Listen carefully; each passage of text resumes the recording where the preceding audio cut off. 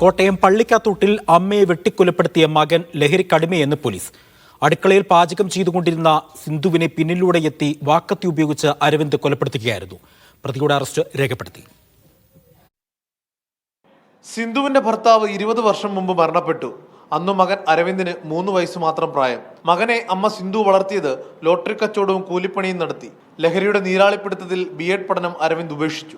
നൊന്തുപെറ്റ അമ്മയെ ഇല്ലാതാക്കാൻ കാരണമായതും അതേ ലഹരി തന്നെ. കഞ്ചാവ് കേസുമായിട്ട് ബന്ധപ്പെട്ട് പോലീസിന്റെ എൻക്വയറി നടക്കുമ്പോഴാണ് ഇങ്ങനെ ഒരാൾ ഇവിടെ താമസിക്കാൻ വന്നിട്ടുണ്ട്, അവൻ ഇങ്ങനെയുള്ള അഡിക്ഷൻ പെട്ട ആളാണെന്നുള്ളത് അറിയാനായിട്ട് സാധിച്ചത്. അത് കഴിഞ്ഞ് അവിടെ അറസ്റ്റ് ചെയ്യുകയോ അതിന്റെ പെനാൽറ്റിയൊക്കെ അടിച്ച് ഒഴിവായിട്ടുണ്ടെന്നാണ് അറിയാൻ സാധിച്ചത്. കൊലപാതകത്തിന് ശേഷം അരവിന്ദ് തന്നെ അയൽവീട്ടിലെത്തി വിവരം അറിയിച്ചു. ഇവരാണ് പോലീസിൽ അറിയിച്ചത്. ഇവർ മിറ്റത്ത് വന്നിട്ട് പറഞ്ഞു, ചേട്ടാ പോലീസുകാരെ വിളിക്കണം, പള്ളിക്കൽ സ്റ്റേഷനോട് വിളിക്കണം. ഞാൻ ചോദിച്ചാൽ എന്നാന്ന് ചോദിച്ചാൽ പറഞ്ഞു, ഞാൻ അവരെ കൊന്നെന്ന് പറഞ്ഞു.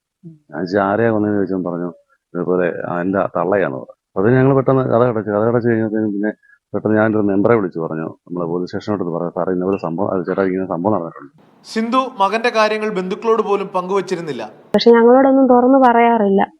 എന്താ സംഭവിക്കുന്നതെന്നോ മകൻ എങ്ങനെയാണെന്നുള്ളതൊന്നും പറയാറില്ല. അവൻ കുഴപ്പമില്ല എന്ന് പറയും.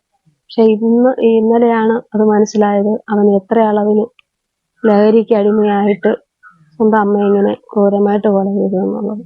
ഇന്നലെ രാത്രി തന്നെ അരവിന്ദിനെ പള്ളിക്കത്തോട് പോലീസ് കസ്റ്റഡിയിലെടുത്തു. രാവിലെ പ്രതിയുടെ അറസ്റ്റ് രേഖപ്പെടുത്തി. മീഡിയ 1 കോട്ടയം.